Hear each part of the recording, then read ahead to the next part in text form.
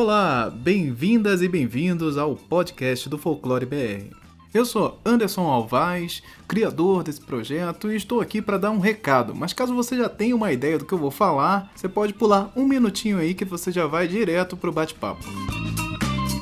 O que você ouvirá a seguir é um episódio editado de uma série de conversas que foram gravadas ao vivo durante a segunda edição do evento virtual Folclore BR Somando Visões, que aconteceu em 2018.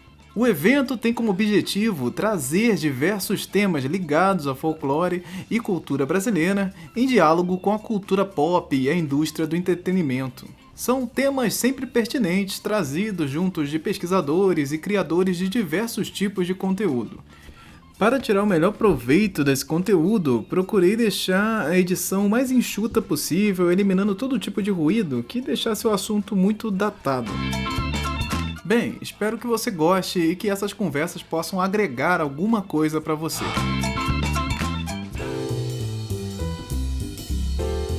Folclore é pop? Também estiveram nesse episódio o produtor de audiovisual Marcel Isidoro, a diretora de TV e cinema Juliana Rojas, que dirigiu As Boas Maneiras, a diretora de animação Marília Feldes, que dirigiu Além da Lenda, e o escritor Ian Fraser, autor de Araruama.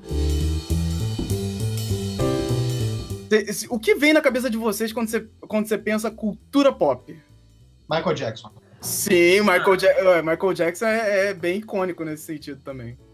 Hoje em dia acho que super-heróis, né? Muito, sim. Não sei, pra mim tem a ver com a cultura popular, sei lá, do século 20 e 21, né? Direcionada para jovens, né? O que os jovens consumem, sei lá, nessa era moderna, né? Os anos 60, talvez, anos 50, 60. Acho que tem muito a ver com a grande mídia, talvez, né? É chamado de se cunhou essa expressão pop, né? Então, eu acho que pra mim vem muito sobre, tipo, o que é também produzido e consumido pela população como um todo, assim, mas de uma maneira um pouco mais massiva, assim.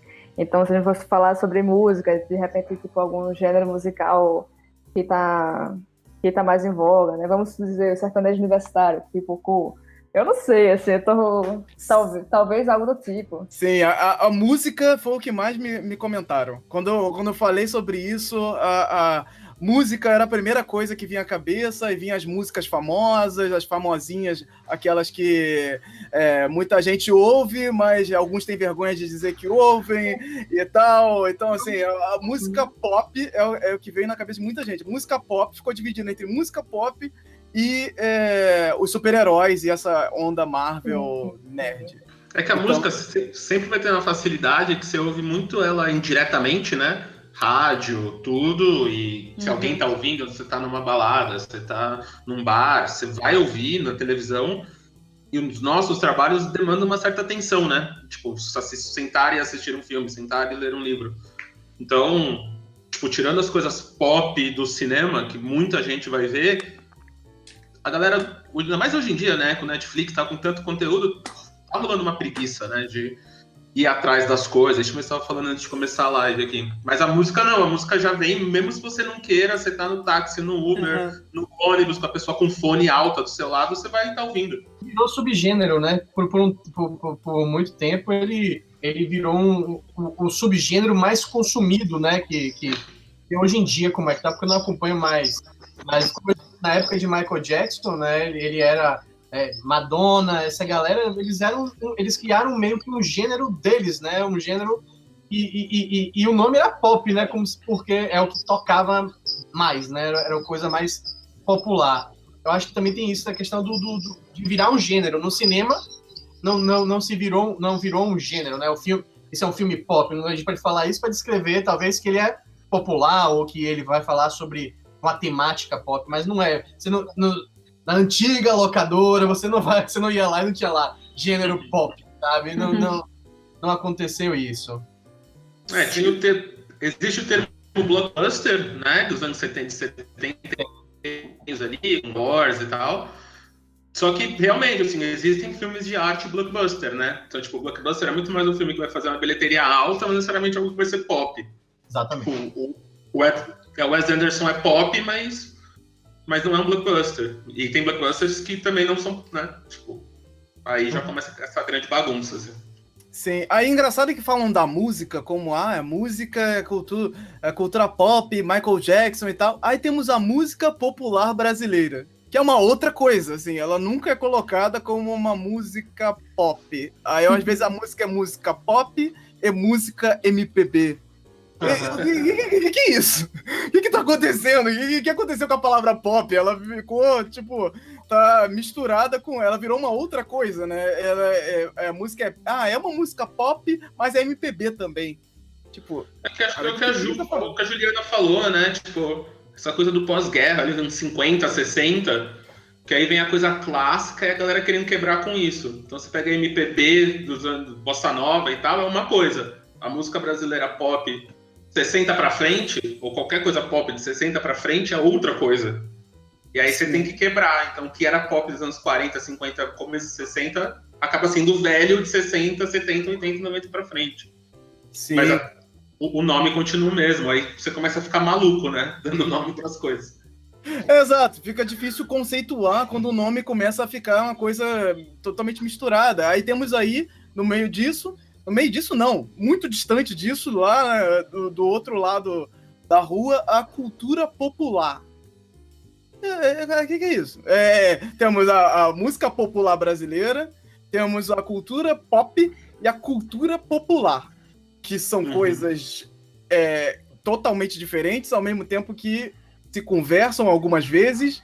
Então, assim, o que a cultura popular ela pode ser pop. Você pode falar, eu posso fazer um filme falando de cultura popular e esse filme ser pop. Eu lembro, uma coisa que vem na minha cabeça sempre nesse sentido é O Alto da Compadecida, que é um filme total mergulhado na cultura popular, nessas questões, várias questões do Nordeste, virais do Nordeste, assim, muito próprias e tal. E é um filme extremamente popular, é um filme que deu uma virada no cinema de uma forma bem... que até hoje ele é um filme muito, muito icônico, assim, é um filme muito lembrado dentro do cinema brasileiro. E ele é um filme sobre cultura popular, ao mesmo tempo que ele é um filme pop, é um filme popular, é um filme... Então, ele entra nesse... O Helder Gomes, eu acho que tá fazendo muito isso hoje também, vindo do Nordeste, né? Com o Cine Hollywood, Shaolin do Sertão, que são filmes muito locais, muito populares, tanto que no Sudeste até o Cine Hollywood veio com legenda, que a gente não conseguia entender muito das expressões populares que estavam sendo faladas ali, e são filmes extremamente pop, filmes que estão fazendo, tipo, o Cine Hollywood fez 500, 600 mil espectadores só no Nordeste, antes de estrear no Sudeste. Isso são números, assim, de filme médio para filme grande hoje em dia, né? Tipo, filme de 1 milhão já é blockbuster brasileiro, 500 mil, 600 mil espectadores já é... Ele fez isso só no Nordeste. Então são esses fenômenos do popular com o pop, quando eles se encontram, que aí você cria esses monstros, né? Tipo, como o Harry Potter, como essas coisas que são populares, ingleses populares, e ao mesmo tempo viram super pop. Acho que é a mesma diferença do indie com independente, com... Tipo, não necessariamente o filme indie é um filme independente porque foi feito por um estúdio. Não necessariamente um som indie é um som independente porque foi gravado por uma gravadora. Mas eu acho que virou muito o que vocês falaram, um gênero, né? Uma coisa muito maior, assim, tipo, uma animação pode ter muita cara de indie, mas vão gastar 100 milhões de dólares para fazer ela. Diferentemente de, às vezes, uma animação, um anime que é gastado muito menos e tem uma cara já de coisa clássica, né? Tradicional, assim. Então, a diferença do gênero com o que está acontecendo mesmo de mercado, da massificação daquela coisa. Acho que hoje em dia se a Disney comprou, é pop. Se a Disney não comprou ainda...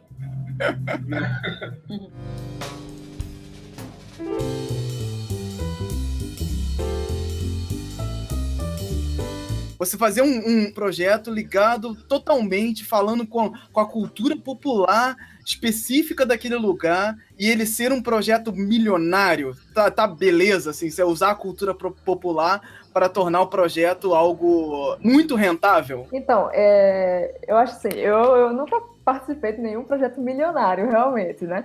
Mas é possível a gente chegar a, tipo, ver alguns produtos que foram feitos baseados em cultura popular, e até citando a própria Disney, assim, tal, eles basicamente trabalham muito, assim, com cultura popular. O Coco, ele é, tipo, bem de cultura popular mexicana, sabe? Tipo, com equipe mexicana e tal. Hoje em dia, tu tem muito canal de televisão mesmo, assim, esses grandes de fora, tem Cartoon Network e tal, onde eles, tipo, buscam trazer uma equipe e o autor e tal, que seja de outra região e que trabalhe a cultura local daquela região. Então, assim, existe até mesmo uma tensão de mercado para, tipo, você puxar essa cultura popular, porque é a partir daí, às vezes, que tu consegue criar vários tipos de identificação com o público local, né? E aí, tipo, quando você cria identificação, você cria engajamento também, e a coisa vai para aí. Então, acho, assim, de minha visão, pelo menos, é muito possível, assim, tipo, a gente ainda precisa achar, talvez, os caminhos de fazer isso com algumas coisas brasileiras e tal, mas o que eu acho que, na verdade, algumas já tem muito material hiper bom, assim, então eu não conheço os valores realmente do quão rentável ficou, mas eu acho que estamos num caminho legal, assim, disso, sabe? Uhum. A produção hoje, só para complementar, acho que você tem essa conta de, tipo, o cinema tá mudando muito, né? Por causa de televisão, dos sistemas de streaming, o que é fazer dinheiro no cinema quando você vende para Netflix e estreia em 190 países ao mesmo tempo.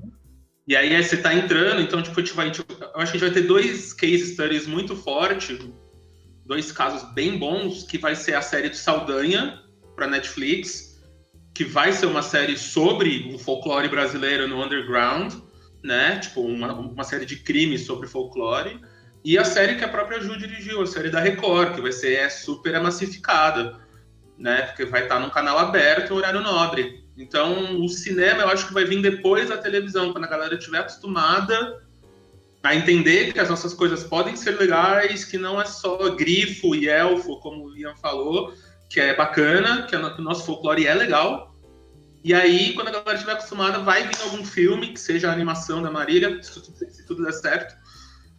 E aí, vem, e aí a galera vai ver, porque já está acostumada a ver o Saci e ver que não é o Saci do Sítio do Pica-Pau da Globo de manhã de sábado, sabe? É um Saci que é bacana. Dá pra você ver e é da hora, e é pop. Sim, e Juliana, você acha que estamos perto disso aí? A série vai bombar nesse sentido? Você tem essa expectativa? Como é que anda esse sentimento? Não, eu tenho expectativa, porque eu acho que as pessoas têm ficado mais abertas ao gênero, e acho que graças à TV e às plataformas, né, Netflix, todas as plataformas VOD, e eu acho que o folclore ele ainda é um gênero subaproveitado no Brasil, né? A gente vê geralmente quando tem produtos que lidam com o folclore brasileiro, o Sítio do Pica-Pau Amarelo, ou isso, produtos para um público infantil mais jovem, né? Sendo que tem um potencial tanto para fazer narrativas para juvenil, adolescente, quanto jovem adultos. E tem uma diversidade que permite isso, né? E acho que tem um interesse porque a gente tem uma variedade muito grande de monstros, e acho que muitas vezes também a gente tem mitos que são em comum, que encontram ressonância com outras culturas, né? O lobisomem, por exemplo, você encontra ao redor do mundo, né?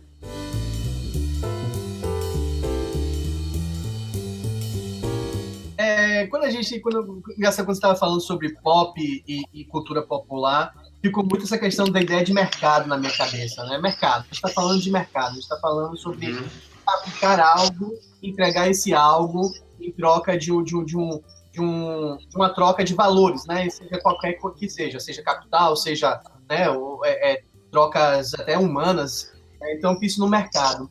E assim, pelo que eu vejo, pelo que eu compreendo, eu acho que a gente está perto, sim, de uma mudança, pelo menos na visão do brasileiro com o próprio mercado dele. Eu sinto isso.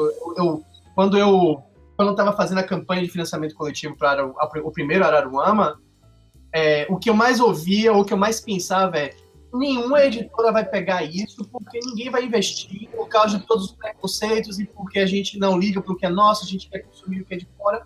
E não foi isso que eu vi, sabe, Anderson, Marcel, Isidoro, Juliana e Marília. Não foi isso que eu vi. O que eu vi foi, pelo contrário, um povo sedento por coisas novas e que fale com ele, que fale para ele, que mostre uma identidade, que a televisão ou o cinema seja um reflexo, né, um vidrozinho e ele se veja. Então, eu acho que quando o mercado começar a fazer isso e apostar nessa... Porque é difícil, apostar. É você botar grana ali e falar assim, vou apostar nisso. Né? Mas eu acho que na hora que tiver um número suficiente de pessoas, milhões no cinema, eu acho que é uma realidade muito próxima, porque até porque é uma mídia muito cara, né? Fazer um filme não é algo barato, você tem uma equipe, você tem 300 mil pessoas ligadas ao projeto, então eu acho que tá assim, tá no horizonte. Não, e acho que o que o Ian falou, complementando uma coisa, é isso, o nosso grande problema hoje, acho que está sendo o mercado interno, porque o mercado externo está recebendo a gente já com braços abertos. Tipo, o meu filme, pessoalmente, foi lançado em 12 países, e ele vendeu no primeiro festival, assim, tipo, o DVD dele na Inglaterra é brilhante, tipo, parece um filme americano, sabe? O filme da Juliana, eu fui ver o filme da Juliana na China, uma sala cheia, assim, sabe? Então, a gente já tá chegando, o filme da Ju mesmo, acho que é o filme mais premiado do último ano, assim, é um filme de terror, com um lobisomem, então a gente... Lá fora, a galera já comprou a gente. O problema é como é que dentro, agora, a gente consegue vender isso. Então, talvez com uma televisão, talvez com a Netflix, vindo com o selinho, falando, estamos aqui, sabe? A gente faz a Stranger Things, mas vamos fazer a sériezinha aqui também. Aí a gente já vem e fala, beleza, vamos comprar isso aí, já tá na hora de ver e vai ser legal porque a Netflix comprou. Ou a Disney, qualquer pessoa que vem investir em qualquer um de nós aqui no futuro.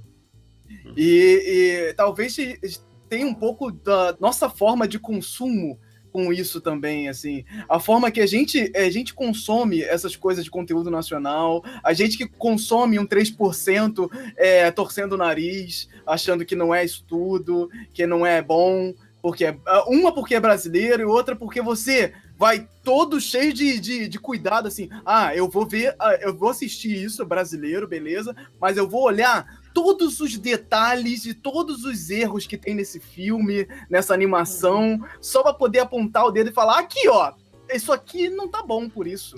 Isso aqui, tem um probleminha aqui, um ciscozinho, olha esse boneco aqui tá feio. Então, assim, a gente tem essa coisa de olhar e ao mesmo tempo que você tá consumindo umas bostas incríveis, assim, umas coisas que a gente coloca dentro os fãs de série colocam dentro do Guilty Pleasure. Meu Guilty Pleasure, eu assisto, mas eu não sei por que eu assisto isso. Grey's Anatomy, qualquer eu assisto essa porcaria e não consigo parar de assistir. Ai, meu Deus, que lixo. Olha, não acaba nunca esse lixo. E você tá lá assistindo 5 episódios do lixo, e aí quando você bota um episódio do lixo nacional, chega, não quero mais. Não, 3%. Não, eu acho que a gente tá vindo num caminho muito bom, que acho que é isso, somos 3 pessoas aqui que estamos produzindo há anos. Seja a série de animação, que demora um tempão pra fazer, seja a Ju... os filmes dela aí com o Marco, tá também em 10, desde quando conheci ela fazendo filme com o Paulo Gregório lá atrás, com o Marco, ajudando eles lá, 10, 15 anos. O Ian escrever um livro não é fácil, e tem uma parada de construção, de know-how que a gente tem que ter para chegar lá, que a gente está conseguindo agora. Você vê os efeitos do filme da Ju, incríveis, assim, o lobisomem é incrível, os matte paintings são lindos, sabe? É uma coisa que não deve nada para ninguém. Mas a gente demorou um tempo para chegar até aqui, para ter alguém para investir, para ter essa grana, para ter esse know-how. Os atores vão ser o próximo passo. Quase todo ator da Marvel é um ator que faz Shakespeare. Então, ele falar as rimas do Shakespeare e falar, o amuleto de Yamamoto vai fazer tal coisa. Para ele é a mesma coisa, é um mundo que ele está acostumado a fazer, é uma realidade que ele já se transporta. Aqui a gente faz Nelson Rodrigues, que é super mais natural, é super mais novelesco, né?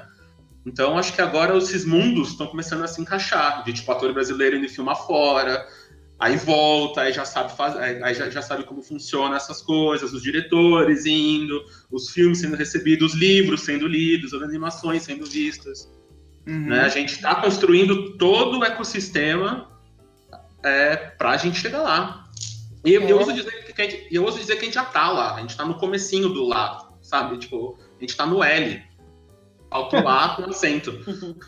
Uma coisa que a gente tem, assim, pelo menos na área de animação daqui, de Recife, é que, tipo, a gente tá produzindo já há um tempo e tal, mas ainda é difícil, por exemplo, você saber como escoar bem o produto, sabe? Que é, tipo, como tu vai fazer algumas coisas de distribuição mesmo do material. E pensando até, tipo, não só na animação, é difícil realmente você distribuir e fazer o produto chegar até o público. Fazer a galera assistir. Tipo, mesmo o filme de Ju mesmo, tipo, eu acho que passou um tempo muito pequenininho em cartaz aqui em Recife e tal, e, tipo, sai meio rápido de cinema, então meio que não movimenta tanto a população para continuar vindo, para poder conseguir gerar esse público, assim, então, uma audiência maior, sabe? E aí, tipo, eu não sei muito bem o quanto essa distribuição está melhorando. Eu acho que tá. A gente tem conseguido aqui algumas coisas, assim, de conseguir distribuir bem, assim, tal. Inclusive para fora do Brasil. Mas é difícil você conseguir, por exemplo, fechar com um canal ou algo do tipo, por onde é que a gente consegue exibir, por exemplo, Além da Lenda, sabe? A gente conseguiu colocar em TV pública. Aí conseguimos o contato desse, tipo, Globo Nordeste e tal, mas é meio difícil, assim, tu realmente conseguir pensar em para onde escoar, como fazer isso. Acho que ainda vai ser um processo, uma etapa nova, assim, da jornada de aprendizado para a gente ir conseguindo fazer essas produções chegar realmente, né? Eu acho que o grande desafio é esse, como chegar aos espectadores. E eu também concordo com o Marcel que o cinema eu acho que vai vir depois, porque eu acho que tem mais espaço, eu sinto que tem mais espaço nas TVs e principalmente TV fechada e os canais de conteúdo, né? Porque eu acho que no caso do cinema a gente tem já uma dificuldade de distribuição, porque tem uma presença opressora, né, do cinema americano que limita salas que o cinema brasileiro consegue estrear. E aí o resultado disso é que, como a gente está tendo também uma produção maior de filmes brasileiros, eles ficam cada vez menos em cartaz, porque mesmo que você vá bem, você não, é difícil conseguir manter a quantidade de horários, às vezes é difícil até expandir. E acho que, além disso, eu acho que ainda existe uma questão de formação de público em que o brasileiro não tem o costume de ver cinema brasileiro. O cinema brasileiro é meio um gênero, né? Filme nacional, né? Não é um filme como qualquer outro, né? Ainda não se enxerga isso. E é importante que a gente comece a enxergar assim. E aí, no caso dos filmes de gênero, de horror, fantasia, musical, eu acho que esse preconceito ao cinema nacional se soma ao preconceito com o filme de gênero, né? Que acho que o cinema de horror sofre também, e então deixa muito difícil, né, que a gente consiga público no horror nacional, né? Mas o que é o mais curioso o reconhecimento é mais forte do que aqui, né? Mas o que eu acho mais curioso do que você está falando, João, é que é isso, né? Tudo que é gringo e é de gênero é o que mais faz sucesso. O Walking Dead foi a maior série e é uma série de terror. O Game of Thrones, todo mundo fala. Qualquer filme da Marvel, querendo ou não, é filme de gênero. Aí o nosso, a galera acha que a gente não consegue fazer, né? Que vai ser o menor, que não vai dar certo. A gente já se viu, o cinema de gênero dá certo. Eles não se tocam que tudo que eles veem hoje, basicamente, é cinema de gênero. É cinema folclórico, né? Tipo, a Marvel são os novos deuses, né? É equivalente, tipo, os super-heróis que foi o Jesus e Thor lá atrás, literalmente. Então é um tipo de folclore também ali, e os caras não estão nem se tocando nisso.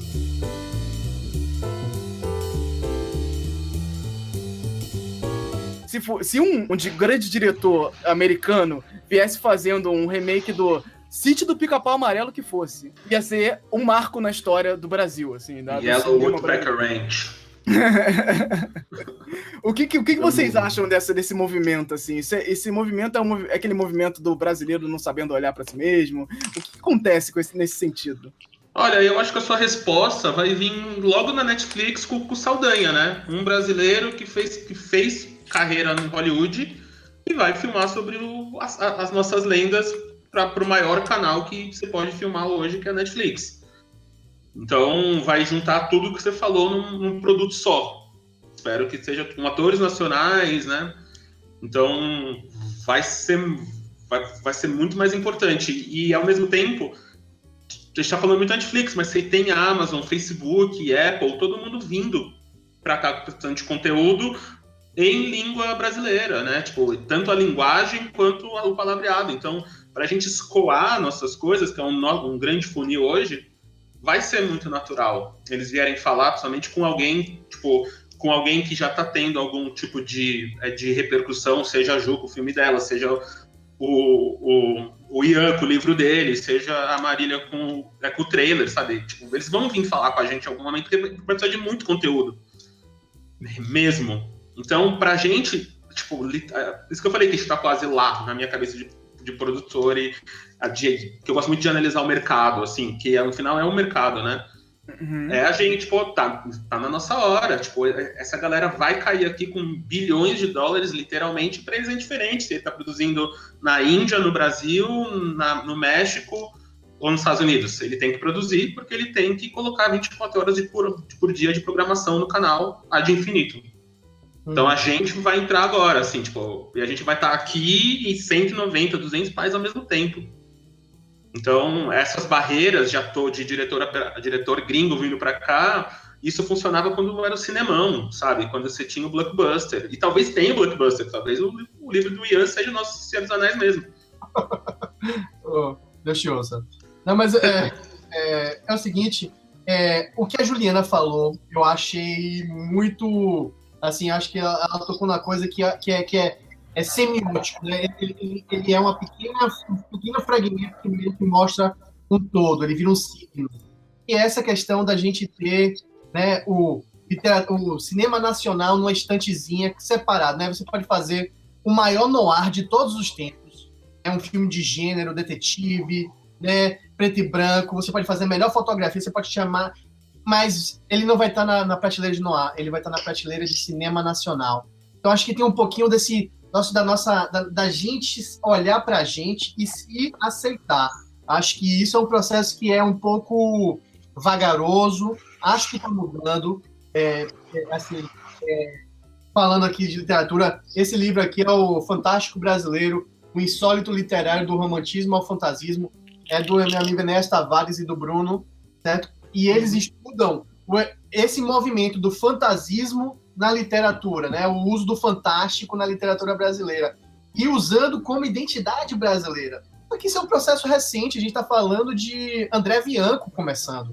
André Bianco, era nos 2000 já, né? O primeiro livro dele, né? É isso, então a gente está falando de uma coisa recente demais. Então é um processo que eu acho que a gente... Eu concordo contigo, Isidoro. Eu acho que a gente já está no lá, só que a gente está no comecinho do L. A gente tá lá fazendo o começo do traço do L.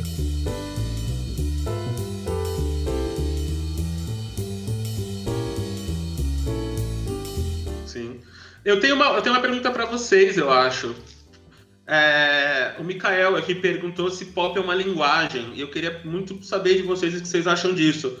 Ainda mais, tipo, dando um exemplo aqui, de animação. O Cartoon Network hoje, algumas das maiores animações do Cartoon Network são animações brasileiras, seja o Irmão do Jorel, o do Pinguim, que é incrível, e não tem cara de coisas brasileiras, né? Podia ser uma série como qualquer outra série de animação que está sendo feita.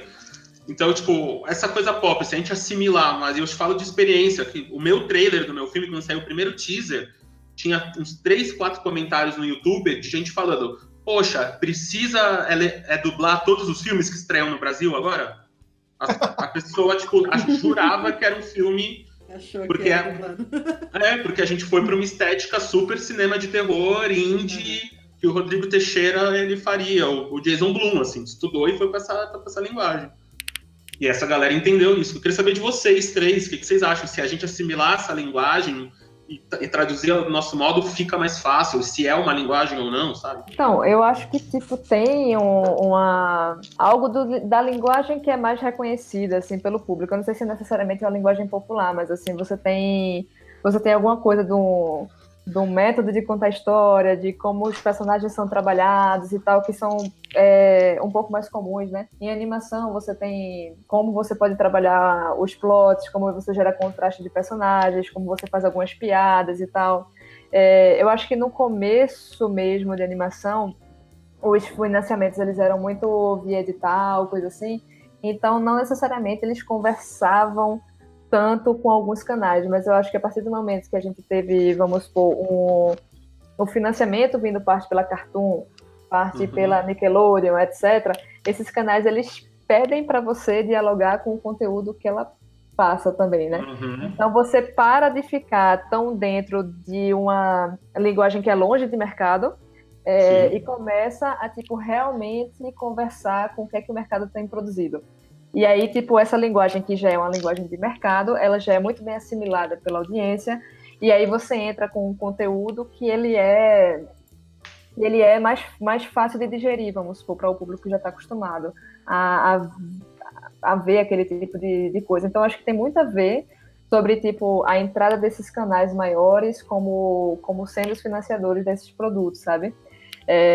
E aí, tipo, pega assim, Irmão de Orel, por exemplo, acho que é um dos melhores exemplos assim, que a gente tem, no sentido de que tem uma qualidade gigante e tal, e tipo, e tem umas estruturas que são muito, muito, assim, comuns da Cartoon, mas ao mesmo tempo ela tem muitos traços e tal que são extremamente brasileiros, sabe? Tipo, o design de personagem, algumas dinâmicas, tem muita coisa de história realmente. Aquele pai do Irmão de Jorel, ele é muito brasileiro, sabe? Tipo, Oi? Muita identidade. Tem bastante. Tem bastante, assim, e tal. Então, eu acho muito legal, assim, eu acho que a ideia vai ser, e como a gente pode começar a trabalhar e espalhar o conteúdo, é mais ou menos isso, né? De, tipo, utilizar essa linguagem em uma maneira de contar que ela já está um pouco mais assimilada, e aí, obviamente, que entram implementações, ou a maneira de contar que é muito própria de cada um e tudo mais, mas aí, tipo, utilizar um pouco mais desse meio que é mais comum, assim, tal, que já é reconhecido e tido como legal pela galera, para conseguir, tipo, inserir coisas que são muito únicas da cultura da gente, coisas que ainda não foram parar na televisão, que é isso que eu acho que o Irmão de Orel faz e tal, e que estão cada vez mais conseguindo, né, puxar isso para os produtos e tudo mais, e que são coisas que em outros países, assim, a galera que já tem, eu acho que uma indústria um pouco mais desenvolvida, já conseguem fazer, assim, tipo, tu vai ver muita coisa, assim, japonesa, tá dialogando, mas muito diretamente mesmo, assim, com a cultura do Japão, né. Pegar Ghibli, por exemplo, é cultura japonesa muito, muito forte, assim.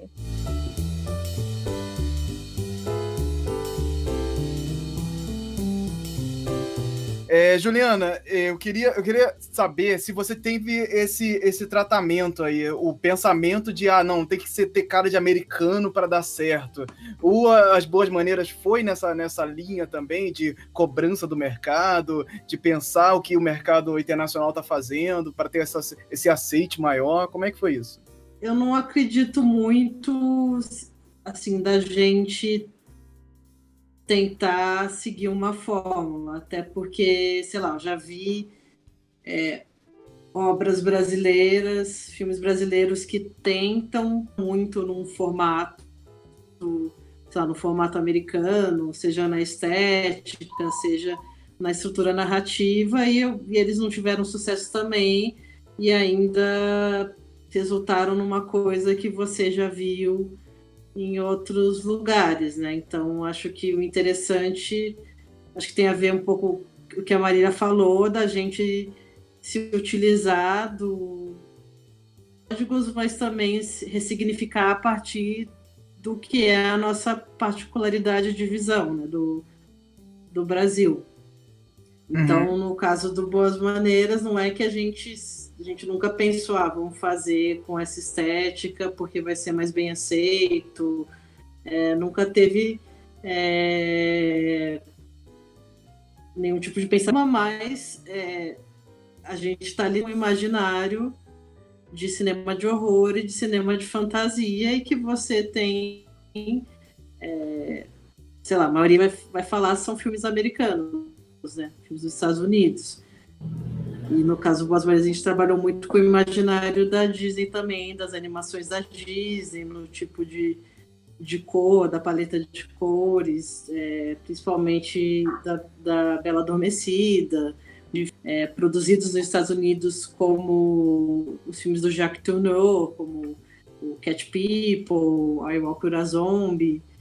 Então, claro que você tem elementos que te conectam a esse imaginário, né? E mesmo o filme de lobisomem, né? Os filmes de lobisomem. Lobisomem Americano em Londres, né?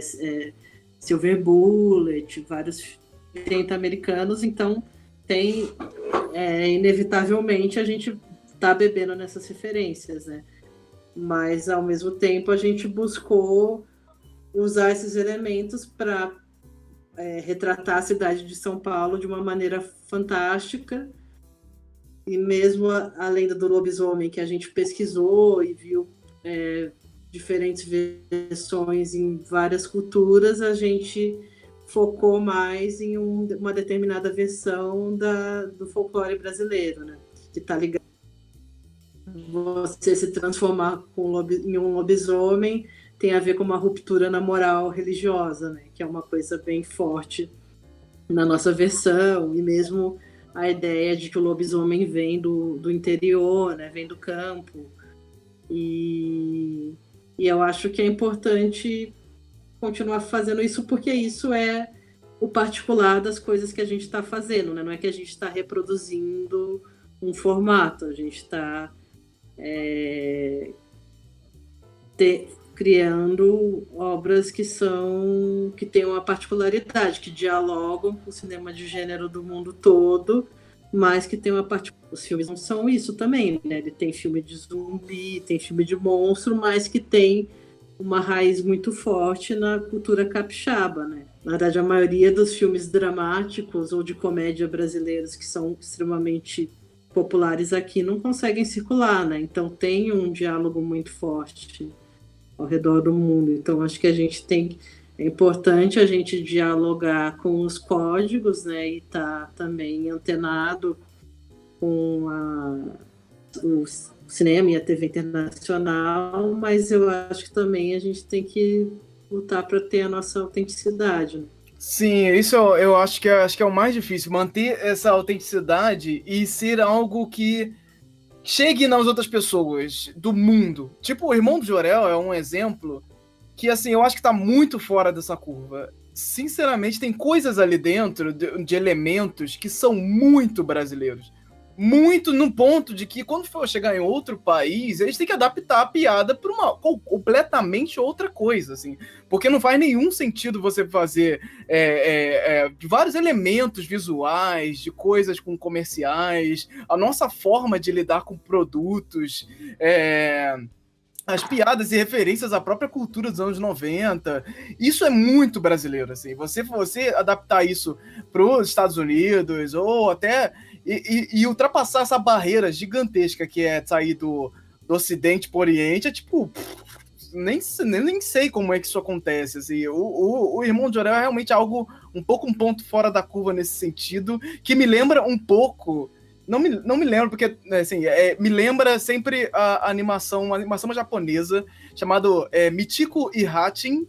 É uma animação relativamente, já deve ter uns seus 10, 15 anos, e ela é totalmente inspirada na cultura brasileira. Então, tipo, eles criam um universo todo baseado na cultura brasileira, com as ruas são todas inspiradas, a trilha sonora do Cassim, e tem toda uma pegada, assim, porra, samba, um negócio totalmente orelhão e essas coisas, todo o universo ligado totalmente à nossa cultura. Eu fico pensando, cara, como é que isso funcionou? É dinheiro, tipo, sei lá, o que é isso? E engraçado que ainda assim, não, agora ele vem pro Brasil, porra, é o anime brasileiro, porra, inspirado no Brasil. Ele nunca, acho que não foi nem dublado. E assim, eu acho que total falta de interesse até, de repente, de, sei lá, de lançar uma coisa dessa no Brasil. Eu realmente não sei, é um fenômeno que eu ainda tenho que olhar um pouco melhor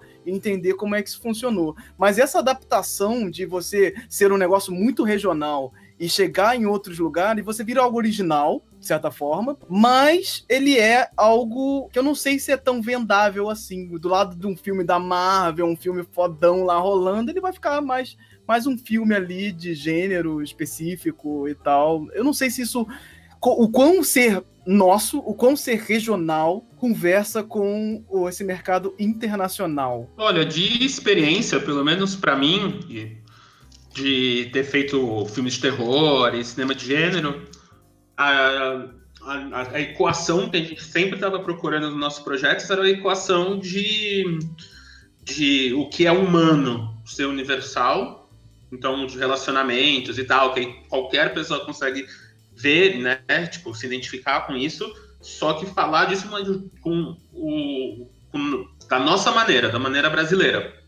Então, se a gente vai falar que, tipo, o nosso filme é um filme tradicional de terror, de adolescentes indo transar numa fazenda no dia errado, que vai ter um monstro no porão. Esse filme, essa história pode ser feita em qualquer lugar do mundo.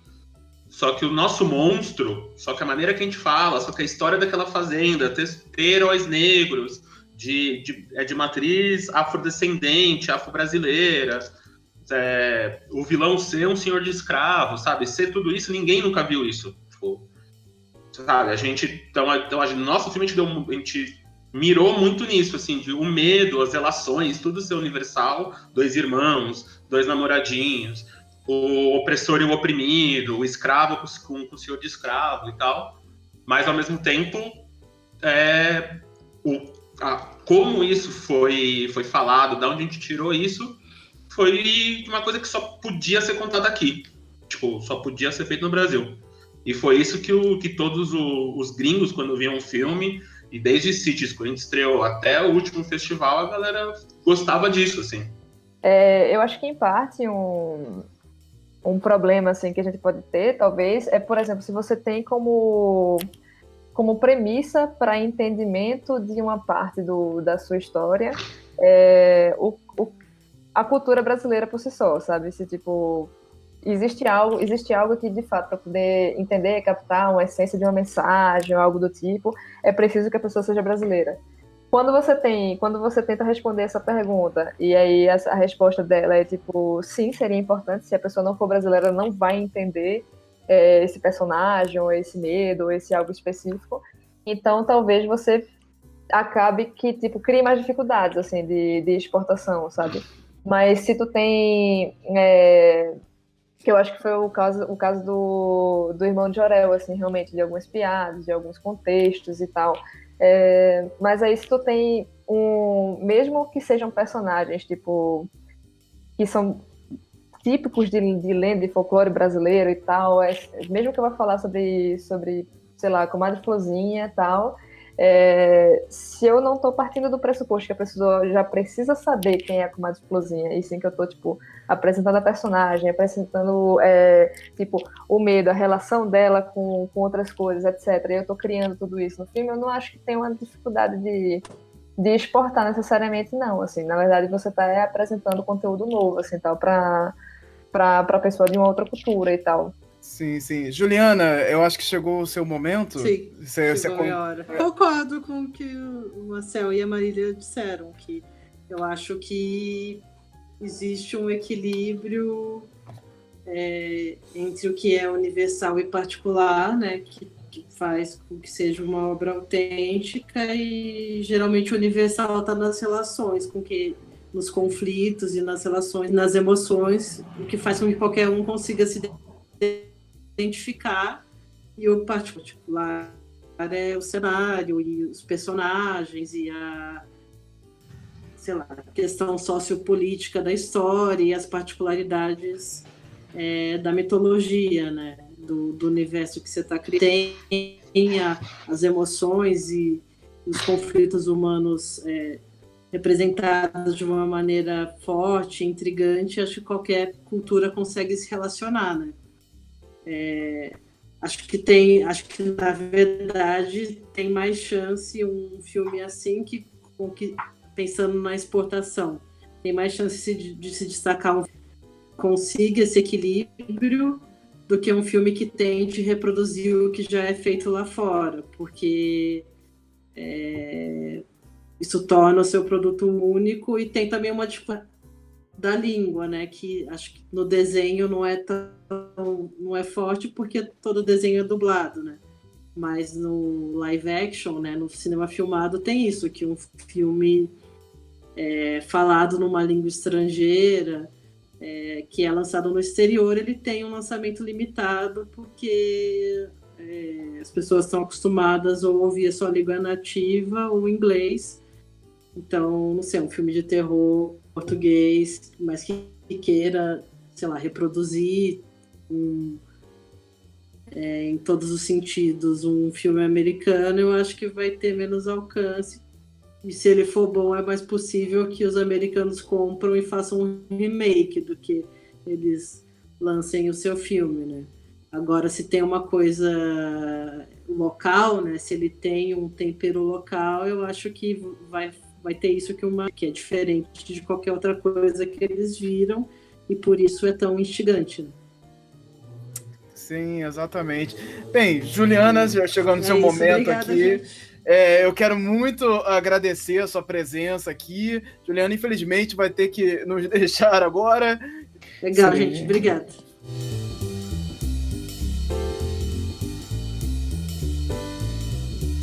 Eu acho que o que a Juliana falou, um exemplo também muito bacana, além do irmão do Jorel, o que a Marília falou, perdão, é o próprio Estúdio Ghibli, que, se não me engano, foi a própria Marília também que falou um pouquinho mais cedo, né? O Estúdio Ghibli, ele joga um monte de informação que a gente não vai compreender, a gente não vai decodificar, e ele não pede perdão nem se justifica por isso. Ele joga lá, tem uma citação de Miyazaki que eu acho fantástica, ele fala assim, ó, eu aprendi com a senhora que trabalhava como, acho que ele fala assim, que era tipo assim, ela era redatora, alguma coisa assim, ele fala assim, as crianças precisam ver alguma coisa incompreensível para que só depois elas possam entender. Então a gente tem aqui na nossa tradição ocidental o hábito de compreender tudo. Eu tenho que entender tudo, eu tenho que dissecar tudo. Se eu não entendi que era um boto no final da história, não vale a pena, porque tinha que estar lá escrito boto na camisa dele, tatuado na testa dele, e ainda falando, eu sou o boto, sabe? Então eu acho que uma ótima inspiração para a gente fazer nossas coisas é o Estúdio Ghibli. É claro que o Estúdio Ghibli não é mainstream, não é pop no sentido de comparar com o Transformers, né? Você nunca vai... Os números da Ghibli e os números de Transformers são duas coisas diferentes. Mas ele acha o próprio público dele, e nem todo mundo precisa ser Transformers. Nem todo mundo precisa ganhar o dinheiro de Transformers. Tá?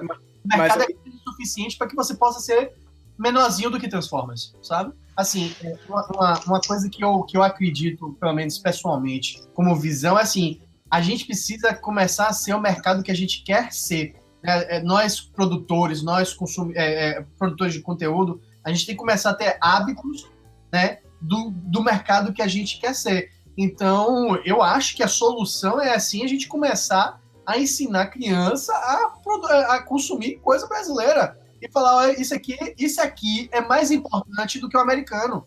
Não é melhor, não é tipo, não vamos botar em patamar de melhor ou de pior, porque aí vira gosto, e aí a gente vai, né, partir para cada um ter o seu. Mas isso aqui é mais importante, você tem que consumir isso aqui, porque sabe por quê? Porque o tio do seu tio tá ganhando dinheiro por causa disso aqui. sabe? Eu acho que faz parte desse movimento. Eu pelo menos, eu vivo assim, pra mim, tipo assim, o Catarse mesmo, que é a minha casa, né, o que eu vivo, todo mês eu entro, toda semana, na verdade, eu entro, procuro um projetinho pra apoiar. Mesmo que eu não ame, eu vou lá e falo assim, pô, R$20 eu posso dizer tchau pra esses R$20 e ajudar um brother, sabe? Então eu acho que tem dessa questão de você falar assim, não, isso aqui é meu, e partir pra ignorância, sabe? Então, eu acho que a gente tem ainda um caminho que a gente está começando a encontrar agora, que muitos dos países que tiveram guerras grandes tiveram, que é essa busca da identidade. Quem é a gente e como vamos nos unir e reconstruir a partir dessa destruição. Então, todo mundo que a gente comentou, que a gente se inspira, é uma galera que se ferrou muito grande. Muitas vezes, alguns nesse último século, principalmente. Então, seja o Japão, seja os Estados Unidos, seja Inglaterra, França, Itália, quem você se inspirar de Europa, do Norte, principalmente, foi muito atrás de uma identidade própria. E as obras foram muito para esse caminho. A gente, graças ao bom Oxalá, a gente nunca passou por algo nesse nível, né? Tipo, então a gente está começando a entender agora, com possibilidades mil de conteúdo externo, de não estar preso à Globo, a não ter mais um canal só na televisão grande para assistir, de viajar para fora, intercâmbio. Você está começando a entender e comparar, e não é só a galera de São Paulo, Rio, das capitais, de Salvador, a galera do interior tendo essas possibilidades de ir e falar, cara, o meu é legal, na minha cidade tem isso, olha, e fazer esse intercâmbio mesmo. Então, o nosso consumo, eu acho que está vindo de experiência, assim, que eu viajo muito mais do que eu gostaria, mas muito menos do que eu deveria. Então, tipo, eu viajo muito, eu sinto muito isso, assim, a gente tem um soft power que eu nunca vi igual, assim, eu já abri fronteiras no meio da África falando que eu era brasileiro e era primo do Ronaldinho, sabe? Tipo, a gente tem um soft power gigante e a gente tem medo de usar. Quase todo mundo tem medo de usar, assim, porque tem essa síndrome de vira-lata, essa síndrome de difícil produzir. E muito do meu trabalho serve tanto para dentro do sistema, tanto para fora, quanto para dentro. Então, tipo, eu fiz muito o que o Ian falou. Eu fiz o filme que eu queria ver. E o filme que eu queria ver, a galera não queria bancar. Então eu fui lá e fiz o filme sem lei de incentivo. Levantei dinheiro na raça, investidor, plano de venda. Fui aprender o que me ensinaram na escola, de fazer plano de negócio, uma porrada de coisa que é a parte business. A gente tá no show business, sabe? O pop é o show business. E o business não é uma palavra maior que show à toa. Tipo, é gigante, porque, tipo, é um trampo. O Ian deve ter essa experiência, o quanto ele demorou para vender, sabe? Tipo, o trampo de escrever o livro mas tipo, o trampo de levantar a grana no Catarse é um trabalho. É vídeo, né? Depois, né? Tipo, todo mundo que fez Catarse sabe que é um trabalho. Você tá trabalhando depois pra galera que comprou seu livro. Então, tipo, tem sempre essas coisas dos dois lados. Então, eu acho que a gente, como produtor, a gente, né, tipo, abrir o peito e vamos lá, temos que fazer. E o público, a gente fazendo bem feito, eu sempre falo, se eu tivesse um curso de cinema, ele ia durar 3 horas. A gente ia dizer oi, tomar um cafezinho, assistir Campo dos Sonhos e ia acabar. Ia falar, beleza, foi isso aí. Se você entendeu a mensagem desse filme, construa e eles virão, você consegue fazer cinema. Maravilhoso. Você consegue escrever um livro. Você tem que ter o livro, você tem que ter o filme pra galera assistir. Você tem que ter o roteiro pra poder filmar. Você tem que ter o desenho pra galera ler o HQ. Não adianta não ter. Então faz do jeito que der. Né? A gente fica muito preso, às vezes, ao mercado. E o público, ele vai aparecer. Se for bem feito, vai aparecer. E, tipo, eu te falo... E a melhor crítica que eu recebi do meu filme foi uma menina de 13 anos que eu briguei pra gente estrear o filme no circuito SP Cine, que é um circuito de cinemas públicos que tem aqui em São Paulo, que é da prefeitura.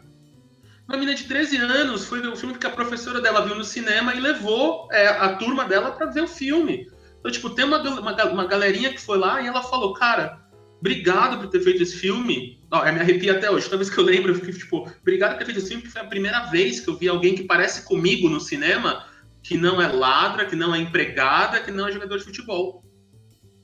Tipo, ele é o herói. E eu falei, mano, tipo, eu posso ser escuro, mas eu nunca passei por isso, sabe? Eu entender, tipo, cara, é importante o que a gente faz. A gente contar a nossa história, a nossa lenda, seja índio, seja folclore, seja o que é ser brasileiro no nosso ponto de vista, é extremamente importante. Então, se a gente construir, eles vão assistir. Pode demorar 10 anos, que foi o que eu vendi para os meus investidores. Vocês vão comprar esse filme daqui 70 anos, 69 anos. Se eu virar o maior cineasta vivo, a galera vai querer ver esse filme de novo e você vai ganhar dinheiro. Mas pode demorar 70 anos, beleza? Mas você só vai investir uma vez. Sim, beleza? sim. E o cara comprou. Então, acho que pro nosso mercado, a gente vai chegar lá, porque lá fora já é assim. Seja o Guillermo, seja... Tipo, os mexicanos fazem muito isso, né? O Sumama também, os três, eles falam... Tipo, eles só podem... Esses filmes só podem ser por mexicanos. E a galera tá comprando, seja o Coco, né? Filme lindo, e a Pixar Disney foi lá e comprou. Eu realmente acho que vai chegar a nossa vez, com Padilha, com Saldanha, de tal, de tipo, é muito mais a gente se unir, a gente bater esses papos, essas coisas, porque um subindo, o outro vai vir atrás, o outro vai vir atrás, o outro vai vir atrás, né? Exatamente.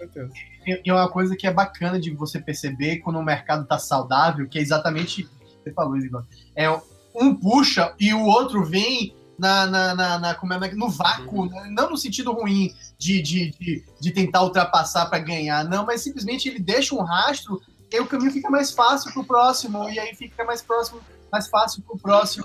Muita gente chega e fala assim, não, vem comigo que você vai brilhar agora, sabe? Então, é muito bacana.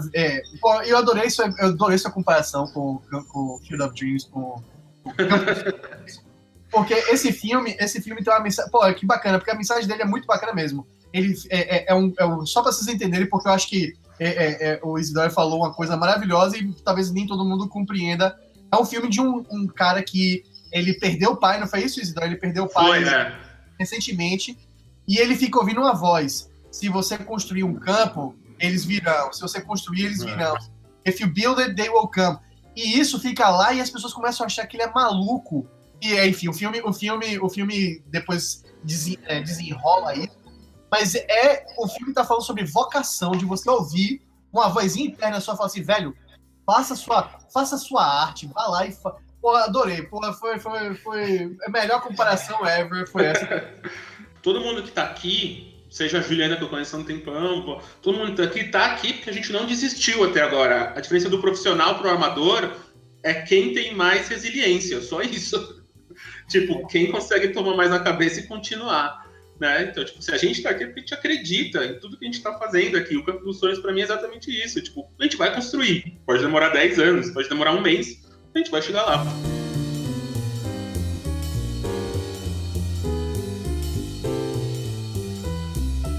Chegou na Netflix, você atingiu o estrelato, venceu na vida. Vencer na vida hoje dentro desse meio é chegar no Netflix. O que você acha sobre essa questão de chegou lá? A gente tem muito isso do brasileiro, de, pô, agora você chegou lá, cara. Pô, tá lá, sucesso. Eu acho que aí vem até o problema do que quer dizer a palavra sucesso, né, também. É que a gente vive uma cultura também que cultua muito o que é ser bem-sucedido, tal, e às vezes, pelo menos na minha concepção, assim, tal, são conceitos muitas vezes meio tronchos, assim. Até porque muitas vezes até a galera considera ser muito bem sucedido, por exemplo, ao contrário do que a gente está falando, que é tipo sair do Brasil e trabalhar em coisas fora. Então, eu não acho que é muito por aí. Eu acho que sucesso é uma coisa que, na real, não é pelo menos ao meu ver, assim, então, é algo que não cabe muito a gente tá nessa busca frenética, colocando um momento e um ponto específico que quer dizer o sucesso. É mais, tipo assim, é muito mais importante você curtir o processo, né? É muito mais importante você estar curtindo o que você está fazendo e continuar, se tá produzindo, se tá fazendo a coisa, tá te fazendo bem, então você vai e segue fazendo aquilo e tal. E aí, tipo, esse processo e o se sentir bem, realizar aquilo, ele é muito mais importante do que está em um ponto específico que socialmente alguém de fora está lhe dizendo que é um sucesso, sabe? Tipo, Netflix, assim, tipo, tu tem... É uma parada legal, né, de você... Tem muita gente que consome, só chegando agora essa resposta junto com o ponto específico do canal e tudo. Acaba que, tipo, Netflix estabeleceu realmente uma nova forma de consumo. Tem agora, eu acho que muito canal está começando a mirar no stream, no web, canais que normalmente ficam em TV já estão começando a pedir formato de série que não é mais para TV, que é para web e tal, então tem toda uma dinâmica assim, tal, de coisas que estão mudando. Conseguir pegar um material e colocar nesses canais e tal, se te dá vontade de produzir, de chegar nesse ponto, eu acho que é uma parada que é muito gostosa assim, de fazer. Tu vai conseguir tipo, ter mais audiência, né, querendo ou não, porque tipo, justamente você consegue resolver esse problema, não sei se resolver, mas pelo menos minimizar o problema de escoar o material.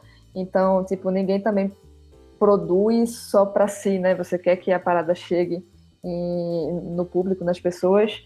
Então, tipo, conseguir colocar no canal e conseguir escoar material é bem importante para o projeto. Conseguir fazer isso uma vez te ajuda a continuar conseguindo, a tipo, não, tem material aqui, então fica mais fácil às vezes de aprovar outros projetos e tal, mas a ideia não é tanto o mirar no Netflix, né? A ideia é mais em tipo mirar em como é que você continua produzindo, como é que você vai continuar tipo fazendo seu próximo trabalho e tal. E aí esses meios são só formas de você escoar realmente, são formas de você conseguir continuar produzindo, continuar fazendo e tal. E até só complementando assim, e corroborando também com o que o pessoal falou, eu acho que, tipo, de fato, a gente precisa ainda de uma certa educação de consumo. E essa educação de consumo, eu acredito que em boa parte ela surge por realmente a gente estar produzindo mais material. A partir do momento que tu tem não só uma série perdida, que tem um conteúdo específico, que o cara pode ser que ele veja, tal, não sei o que lá, mas tu tem, na verdade, várias séries que podem atingir vários tipos de públicos diferentes, interesses diferentes e tal, que tenham conteúdo de cultura brasileira como um todo. Então, tipo, as pessoas vão começar a consumir aquilo, sabe? E nesse caso, eu acho que é isso, assim, tipo, todo mundo continuar em produção com a ideia de que é muito importante, assim, você trazer a sua cultura no que você está fazendo, né? Você começar a trazer a sua experiência no que você está fazendo. Tipo, eu daqui, por exemplo, não só penso em cultura brasileira, mas muitas vezes eu estou pensando em cultura, tipo, do estado onde eu moro também, sabe? Sobre... Não necessariamente de ser, tipo, regionalista a ponto de não ser entendida por outros grupos e tal, mas que é bem importante, assim, então, principalmente quando a gente vai falar de Brasil, a gente tem massivamente eixo sul-sudeste produzindo. Então, para a gente aqui é bem interessante também, quando a gente começa a trabalhar conteúdo, como é que eu consigo trazer algo de cultura pernambucana mesmo, assim, sabe? O que é que eu posso agregar, às vezes em cenário, às vezes no tipo de personagem e tal, para conseguir criar mais identificação e criar, tipo, uma pluralidade mesmo de conteúdo gerado, sabe?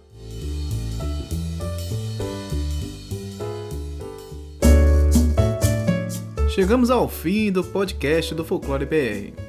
Os links para os participantes e demais informações sobre este episódio estarão na descrição de onde você estiver ouvindo.